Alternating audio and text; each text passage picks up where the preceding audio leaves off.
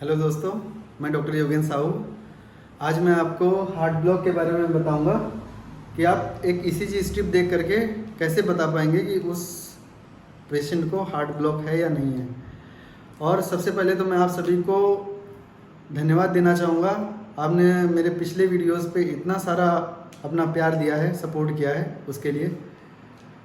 आज का जो मेरा टॉपिक है वो है हार्ट ब्लॉक। ये ब्लॉक हमारा कहीं पर भी हो सकता है। जो भी हार्ट का कंडक्शन सिस्टम है, ऐसे नोड से लेकर के AV node, bundle of His, right bundle branch block हो सकता है, लेफ्ट बंडल ब्रांच ब्लॉक हो सकता है, कहीं पर भी हो सकता है। लेकिन जनरली जब हम हार्ट ब्लॉक की बात करते हैं तो हम बात करते हैं एवी नोड पे ब्लॉक की।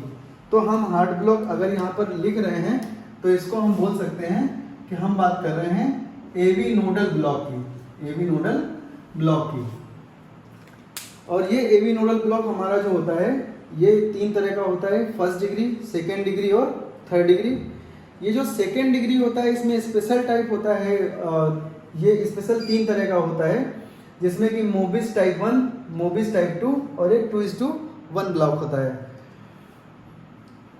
इस ब्लॉक का मतलब क्या है? अगर मैंने यहाँ पे बोला है कि एवी नोडल ब्लॉक है, एवी नोडल ब्लॉक का मतलब हो गया कि जो भी दिक्कत आ रही है वो एवी नोड पे आ रही है। अब इसमें हमको समझना है फर्स्ट डिग्री, सेकेंड डिग्री और थर्ड डिग्री में सबसे पहले अंतर क्या है। तो जो ये फर्स्ट डिग्री है, फर्स्ट डिग्री का मतलब हो गया जो हमारा ये वाला ब्लॉक है, इसका मतलब ये है कि जितनी भी करंट यहाँ से चल रही है ऐसे नोड से, जितना भी हमारा ये पेसमेकर जितनी भी करंट यहाँ पर भेज रहा है एवी नोड पे, वो सारी की सारी करंट नीचे पहुंच रही है। अगर सारी की सारी पहुंच रही है तो नॉर्मल और फर्स्ट डिग्री में दिक्कत कहां पर है? इसका मतलब है कि यहां ऐसे नोड में जो भी करंट भेजी, तो मैंने आपको पिछले वीडियोस पे अगर आप देखेंगे जाकर के तो मैंने सारा कुछ बताया है। वहां पर एवी नोड पे थोड़ा सा डिले होता है करंट का। अगर वो डिले थोड़ा ज्यादा देर के लिए बढ़ जाए, मतलब करंट को ज्यादा देर के लिए होल्ड कर लिया जाए, तो क्या होगा कि जो हमारा सेगमेंट है, जो पीआर सेगमेंट है वो हमारा बढ़ जाएगा। वो बढ़ जाएगा तो हमारा पूरा का पूरा पीआर इंटरवल बढ़ जाएगा और हम बोलेंगे कि हमारे पेशेंट को फर्स्ट डिग्री हार्ट ब्लॉक है। मैं समझाता हूँ यहाँ पर अभी कैसे। सपोज करिए ये हमारा पी वेव है, ये क्यूआरएस कॉम्प्लेक्स है और ये टी वेव है। आपको पता है कि जब ऐसे नोड से एवी नोड में करंट पहुंचती है तो पी वेव बनता है। इसके बाद जब यहाँ पर करंट होल्ड कर ली जाती है थोड़ी देर के लिए, तो यहाँ पर ये आइसोइलेक्ट्रिक लाइन आती है, क्योंकि उस समय कोई भी करंट का फ्लो नहीं होता, तो ये लाइन आती है जिसे हम पीआर सेगमेंट बोलते हैं। फिर यहाँ से करंट एवी नोड के द्वारा नीचे भेज दी जाती है और वेंट्रिकल का कॉन्ट्रैक्शन होता है, उस समय हमारे क्यूआरएस कॉम्प्लेक्स बनता है। फिर थोड़ी देर के लिए यहाँ पर करंट होल्ड रहती है तो ये सेगमेंट बनता है जिसे हम एसटी सेगमेंट बोलते हैं। और ये जो टी वेव है, ये वेंट्रिकल जब रिलैक्स कर रहा होता है उस समय ये टी वेव हमारी बनती है। अब यहाँ पर ध्यान ये देना है कि ये हमारा पी वेव है और ये क्यूआरएस कॉम्प्लेक्स है। तो स्टार्टिंग ऑफ पी वेव से, जैसे सपोज करिए ये पी वेव यहाँ से स्टार्ट हो रही है और ये क्यूआरएस कॉम्प्लेक्स यहाँ से स्टार्ट हो रहा है, तो यहाँ से लेकर के यहाँ तक की जो डिस्टेंस है इसको हम बोलेंगे ये हमारा क्या है, पीआर इंटरवल। ये पीआर इंटरवल नॉर्मली कितना होता है? अगर हम नॉर्मल पीआर इंटरवल की बात करें तो ये हमारा नॉर्मल पीआर इंटरवल होता है 0.12 to 0.2 सेकेंड का। इसका मतलब है जब आप ईसीजी स्ट्रिप उठा करके देखेंगे तो ईसीजी स्ट्रिप में मैंने आपको पिछले वीडियोस में भी बता रखा है कि एक सपोज करिए ये लार्ज बॉक्स है, इस लार्ज बॉक्स में 5 छोटे छोटे बॉक्स होते हैं, कुछ इस तरह से, 5 हॉरिजॉन्टल और 5 वर्टिकल, इस तरह से। जो एक छोटा स्क्वायर होता है, एक स्मॉल स्क्वायर, वो 0.04 सेकेंड का होता है। और अगर हम इसको देखें तो 0.4, 0.4, 0.4, 0.12 हो गया। तो इसका मतलब है जो पीआर इंटरवल होना चाहिए वो हमारा 0.12 का मतलब हो गया 3 स्मॉल स्क्वायर और 0.2 का मतलब हो गया 5 स्मॉल स्क्वायर। तो 3 से 5 स्मॉल स्क्वायर तक होना चाहिए पीआर इंटरवल। तो जब भी आप ईसीजी स्ट्रिप उठा करके देखते हैं और आपको इसमें सारी वेव मिल रही है, सारे कॉम्प्लेक्सेस मिल रहे हैं, सारी वेव मिल रही हैं, जैसे पी के बाद क्यूआरएस कॉम्प्लेक्स आ रहा है, टी आ रहा है, फिर पी आ रहा है, फिर क्यूआरएस कॉम्प्लेक्स आ रहा है, इस तरह से साइकिल चलती है। तो फर्स्ट डिग्री हार्ड ब्लॉक का मतलब हो गया कि सारी की सारी करंट हमारी एसए नोड से जो चल रही है वो सारी की सारी नीचे भेजी जा रही है। बस दिक्कत कहाँ पर आ रही है, एबी नोड पे थोड़ी ज़्यादा देर के लिए रोक ली जा रही है। तो ये जो पीआर इंटरवल है ये थोड़ा सा बढ़ जा रहा है। तो अगर पीआर इंटरवल बढ़ जा रहा है, जैसे यहाँ पे मैंने आपको समझाने का प्रयास किया है, ये हमारा फर्स्ट डिग्री हार्ड ब्लॉक है। इस पे क्या है, ये पीआर इंटरवल है। ये पीआर इंटरवल सपोज करिए आप जब इसी स्ट्रिप देख रहे हैं तो वो 0.2 सेकेंड से ज़्यादा का है या फिर 5 स्मॉल स्क्वायर से ज़्यादा का है, या बोल सकते हैं 1 लार्ज स्क्वायर से ज़्यादा का है। अगर ऐसा है तो आप बोल देंगे कि ये फर्स्ट डिग्री हार्ड ब्लॉक है। लेकिन उसकी शर्त ये है कि P के बाद क्यूआरएस कॉम्प्लेक्स बनेगा ही बनेगा। मतलब यहाँ से जो भी करंट जा रही है वो नीचे भी पहुँच रही है, बस यहाँ पर थोड़ी देर के लिए डिले हो जा रहा है। ये हमारा हो गया फर्स्ट डिग्री हार्ड ब्लॉक। इसमें आपका जो रिदम रहेगी वो रेगुलर रहती है, सारी वेव आपको मिलेंगी, ड्यूरेशन सबका जैसे क्यूआरएस कॉम्प्लेक्स है वो भी नैरो रहेगा जैसे नैरो होता है। और बस केवल एक चीज का फर्क आएगा वो पीआर इंटरवल का, कि ये इंटरवल आपका बढ़ जाएगा फर्स्ट डिग्री हार्ड ब्लॉक में। जबकि सेकेंड डिग्री हार्ड ब्लॉक की अगर हम बात करते हैं तो सेकेंड डिग्री हार्ड ब्लॉक में आप इसको ऐसे समझ लीजिए कि सेकेंड डिग्री का मतलब इसको हम बोल देंगे कि इंक्रीज पीआर इंटरवल। इसको हम कैसे पहचानेंगे, इसमें केवल पीआर इंटरवल इंक्रीज हो रहा है, बाकी सारी चीजें सेम है। जबकि सेकेंड डिग्री हार्ड ब्लॉक को हम कैसे पहचानेंगे, इसको हम पहचानेंगे ड्रॉप बीट से। ड्रॉप बीट इसका मतलब है कि इसमें जितनी करंट चल रही है, सपोज करिए ऐसे नोड यहाँ पे एबी नोड पे करंट भेज रहा है, तो अब क्या होगा कि ज़्यादातर करंट तो नीचे पास हो जाएगी लेकिन कुछ करंट पास नहीं हो पाएगी। तो जैसे यहाँ से ऐसे नोड से करंट चलेगी तो पी वेव बनेगा, हर बार पी वेव बनेगा, लेकिन जिस बार ये करंट एबी नोड से नीचे नहीं भेजी जाएगी उस बार यहाँ पर क्यूआरएस कॉम्प्लेक्स नहीं बनेगा। जैसे मैंने यहाँ पे समझाने का प्रयास किया है, यहाँ पे आप देखिए ये पी वेव है, इसके बाद ये पी वेव है, पी के बाद क्यूआरएस कॉम्प्लेक्स आया, यहाँ पी के बाद क्यूआरएस कॉम्प्लेक्स आया, यहाँ पी के बाद क्यूआरएस कॉम्प्लेक्स आया, इसके बाद पी वेव तो आई लेकिन क्यूआरएस कॉम्प्लेक्स यहाँ पर नहीं आया। इसका मतलब है इस जगह पर क्या है, क्यूआरएस कॉम्प्लेक्स नहीं आया। इसका मतलब है कि यहाँ पर पी के बाद क्यूआरएस आ रहा है तो यहाँ पर करंट जो भेजी गई है वेंट्रिकल कॉन्ट्रैक्ट हुआ तो पी और क्यूआरएस दोनों आए।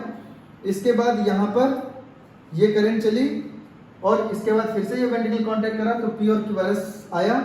यहाँ पर भी सेम है, यहाँ पर आप देखिए यहाँ से करंट चली तो पी वेव तो बनी लेकिन यहाँ एवी नोड ने आगे करंट पास नहीं की, तो जब नीचे करंट गई नहीं तो वेंट्रिकल ने कॉन्ट्रैक्ट नहीं किया, वेंट्रिकल कॉन्ट्रैक्ट नहीं करेगा तो क्यूआरएस कॉम्प्लेक्स नहीं मिला। इसका मतलब है कि जो हमारा सेकेंड डिग्री हार्ड ब्लॉक है इसमें आपको ये ड्रॉप बीट मिलेगा। तो इसको हम मोटा मोटा सेकेंड डिग्री हार्ड ब्लॉक को कैसे पहचानेंगे कि आपको एक ड्रॉप बीट मिलेगा ही मिलेगा ईसीजी में। अब ये दो तरह का है, मोबिस टाइप 1 और मोबिस टाइप 2। जो हमारा मोबिस टाइप 1 है इसी को हम लोग बोलते हैं वैंकी बैक। वैंकी बैक ये इसी का दूसरा नाम है जो हमारा मोबिस टाइप 1 है। तो मोबिस टाइप 1 और मोबिस टाइप 2 को कैसे डिफरेंशिएट करेंगे, अब ये सेकेंड डिग्री हार्ड ब्लॉक में हमारा ये 3 तरह का होता है, मोबिस टाइप 1, मोबिस टाइप 2 और एक स्पेशल 2:1 ब्लॉक। तो इसको और इससे हम लोग कैसे डिफरेंशिएट करेंगे, इसको बहुत आसानी से डिफरेंशिएट करेंगे। इसमें आप यहाँ पे अगर देखेंगे तो एक ये पी आर इंटरवल है, ये सपोज करिए ये पी वेव है और ये क्यूआरएस कॉम्प्लेक्स है, तो ये हमारा पी आर इंटरवल हो गया। फिर यहाँ पर ये पी वेव है, ये क्यूआरएस कॉम्प्लेक्स है, ये पी आर इंटरवल हो गया। फिर यहाँ पर ये पी वेव है, ये क्यूआरएस कॉम्प्लेक्स है, तो ये हमारा पी आर इंटरवल हो गया। और इसके बाद ये बीट ड्रॉप हो गई। तो इसका मतलब है कि आप यहाँ पे ध्यान से देखेंगे तो ये पी आर इंटरवल देखिए ये होगा 0.2 सेकेंड से ज़्यादा, तभी तो हम ब्लॉक बोल रहे हैं। इसका मतलब है कि जो ये ब्लॉक है ये 0.2 सेकेंड से ज़्यादा का है तो पी आर इंटरवल आपको 0.2 सेकेंड से ज़्यादा का मिलेगा।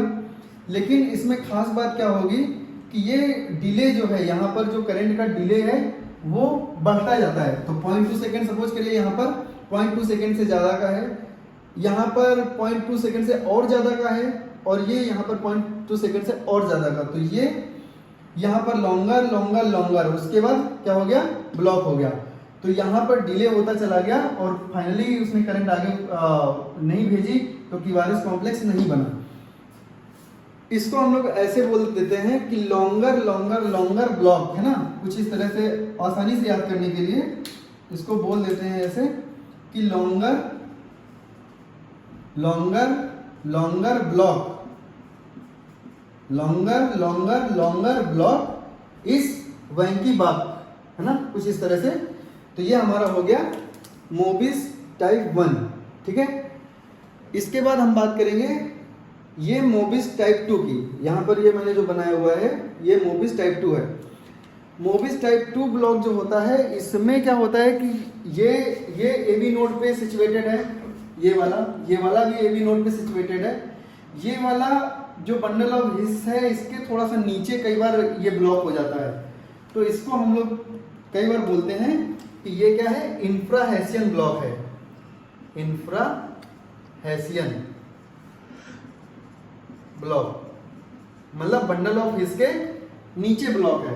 तो अब क्या होगा, इस पे जब आप टाइप 2 ब्लॉक पे देखेंगे, मोबिस टाइप 2 पे, तो यहां से करंट चली एबी नोड तक, तो इसका मतलब पी वेव बनेगी। और जो पी आर सेगमेंट है यहां तक, चूंकि ये ब्लॉक यहाँ नीचे है, यहाँ पर ब्लॉक नहीं है, तो जब यहाँ पर ब्लॉक नहीं है तो इसका मतलब है पी आर सेगमेंट, इस पे आपको ज्यादातर टाइम सेम मिलेगा। यहाँ पर ये जो पी आर सेगमेंट है, ये पी आर सेगमेंट आपको, वो पी आर इंटरवल, ये पी आर इंटरवल आपको सेम मिलेगा ज्यादातर केसेस में। वो मैंने बताया क्यों, क्योंकि ये ब्लॉक एबी नोड से नीचे सिचुएटेड होता है। तो जब ये नीचे से सिचुएटेड होगा तो इसमें ब्लॉक आपको, जब ये नीचे सिचुएटेड है तो ये यहाँ पर जो ब्लॉक होगा उसकी वजह से क्या होगा कि पी आर इंटरवल पे कोई फर्क नहीं पड़ेगा, क्योंकि यहाँ पर डिले नहीं हो रहा है। डिले कहाँ पर हो रहा है, नीचे की तरफ। इसमें पी आर सेगमेंट आपको हो सकता है कि बढ़ा हुआ मिले, लेकिन ज्यादातर टाइम मैंने आपको बताया कि पी आर सेगमेंट बढ़ा ना होकर के नॉर्मल दिखेगा, लेकिन उसके बावजूद आपको बीट जो है वो मिस्ड मिलेगी। जैसे यहाँ पे देखिए, इसका मतलब ये है कि यहाँ पर जो करंट चल रही है वो करंट पहुंच रही है बार बार, लेकिन एक आध ऐसी बीट है जो नीचे ट्रांसफर नहीं की जा रही है। तो जब नीचे ट्रांसफर नहीं होगी तो फिर से क्यूआरएस कॉम्प्लेक्स जनरेट नहीं होगा, क्योंकि वेंट्रिकल का कॉन्ट्रैक्शन नहीं हो रहा है। तो इसमें क्या है, इसमें और इसमें मोटा मोटा डिफरेंस क्या है, इसमें आपका पी आर इंटरवल बढ़ रहा है और उसके बाद ब्लॉक हो जा रहा है। इसमें पी आर इंटरवल आपका नॉर्मल होगा या फिर बढ़ा होगा, ऐसा नहीं होगा कि बढ़ रहा है और ब्लॉक हो गया। इसमें नॉर्मल होगा ज़्यादातर टाइम, या तो बढ़ा होगा, इसके बावजूद आपको बीट मिस्ड मिलेगी। इस ब्लॉक को हम बोलेंगे मोबिस टाइप 2 ब्लॉक। ये Mobitz type 2 block Mobitz type 1 block से ज़्यादा खतरनाक होता है, क्योंकि इसकी पॉसिबिलिटी होती है कि ये कंप्लीट हार्ट ब्लॉक में बदल सकता है कभी भी। दूसरी चीज, चूंकि ये इंफ्राहेसियन है, बंडल ऑफ हिस्स के नीचे होता है, तो इसमें क्यूआरएस कॉम्प्लेक्स कई बार वाइड मिलता है, जो हमारा ये वाला ब्लॉक है।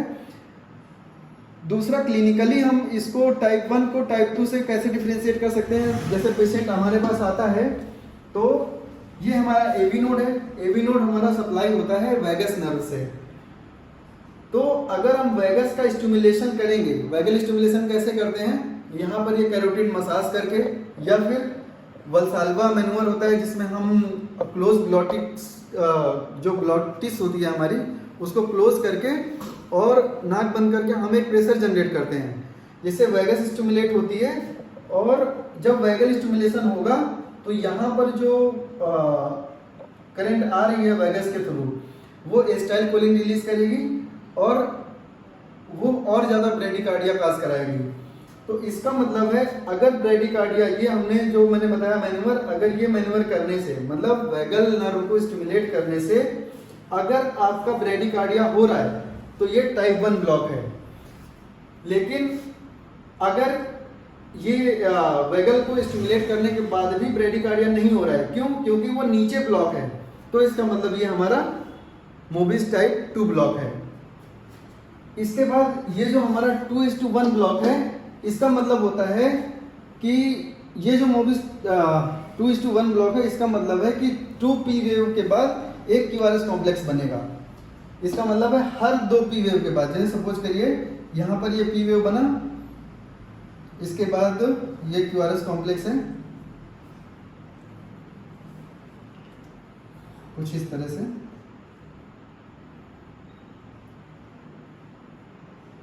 पी वेव, इसके बाद एक क्यूआरएस आएगा कुछ इस तरह से। तो इसका मतलब है ये हमारा यहाँ पर 2:1 ब्लॉक है। मतलब 2 पी वेव के बाद आइडियली होना क्या चाहिए, एक पी वेव अगर जनरेट हो रही है तो इसका मतलब है कि उसके बाद क्यूआरएस कॉम्प्लेक्स आना चाहिए। लेकिन यहाँ पर क्या हो रहा है, एक पी वेव के बाद क्यूआरएस कॉम्प्लेक्स मिस हो गया, मतलब ड्रॉप बीट कहाँ पर है, यहाँ पर ये ड्रॉप बीट हो गया।